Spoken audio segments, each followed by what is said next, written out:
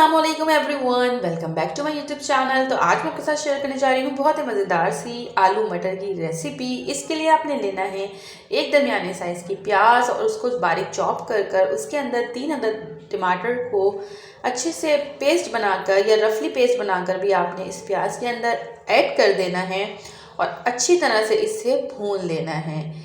इन दोनों चीज़ों को भूनने के बाद थोड़ा सा इसे कवर कर देना है ताकि प्याज और टमाटर अच्छे से गल जाएं। इसके बाद आपने इसमें ड्राई इंग्रेडिएंट ऐड करना है, जिसमें मैंने लिया है 1/4 टीस्पून जो है वो हल्दी पाउडर, हाफ टी स्पून गरम मसाला पाउडर, 1 टीस्पून धनिया पाउडर और 1 टीस्पून यहाँ पे मैंने कुटी मिर्चें, 1 टीस्पून नमक और 1 टीस्पून पिसी मिर्चों का पाउडर।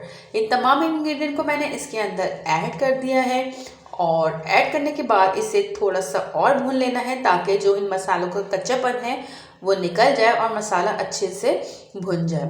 5 मिनट के लिए कवर कर देना है और 5 मिनट के बाद आप देख सकते हैं कि यहाँ पे जो है हमारा मसाला बहुत अच्छी तरह से भुन गया है।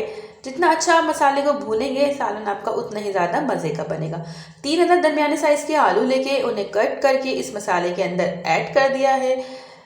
1 से 2 मिनट यहाँ पे हम मसाले के अंदर आलूओं को भूनेंगे और इसके बाद यहाँ पे मैंने लिया है 1 कप जो है वो फ्रोज़न मटर।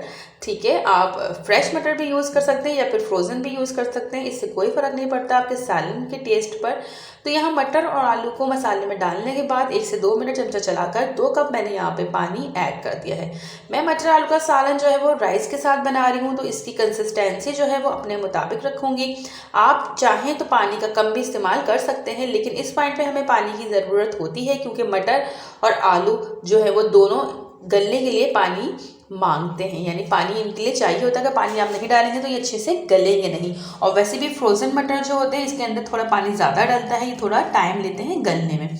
तो यहाँ आप देख सकते हैं अच्छा सा शोरबा हमारा बन गया है। यहाँ पे गार्निशिंग के लिए थोड़ा सा हरा धनिया और 2-3 हरी मिर्चें मैंने ऐड कर दी हैं। इसे आप राइस के साथ सर्व करें, बहुत ही ज़्यादा मज़ा आता है। चाहें तो फिर आप इसे नान के साथ भी सर्व कर सकते हैं। यहाँ पे मैंने 1/4 टीस्पून जो है गरम मसाला ऐड कर दिया है और गरम मसाला ऐड करने के बाद 1 से 2 मिनट के लिए मैं इसे यहाँ पे कवर कर दूँगी। इससे जो खुशबू होती है वो हमारी बहुत अच्छे से सालन के अंदर आ जाती है। तो यहाँ पे 10 मिनट मैंने इसे फ्लेम बंद करके छोड़ दिया था और छोड़ने के बाद आप ये देख सकते हैं यहाँ पे हमारा मज़ेदार सा आलू मटर रेडी है। यहाँ पे इसे मैं डिश आउट कर रही हूँ और आप देख सकते हैं इसकी शक्ल बहुत ज़बरदस्त आई है, टेस्ट भी इसका बहुत ही आला है, बहुत मज़े का बनता है। आई होप कि आज की वीडियो पसंद आई होगी। वीडियो पे फर्स्ट टाइम आए हैं तो लाइक कर दें, शेयर कर दें, चैनल को सब्सक्राइब कर दें।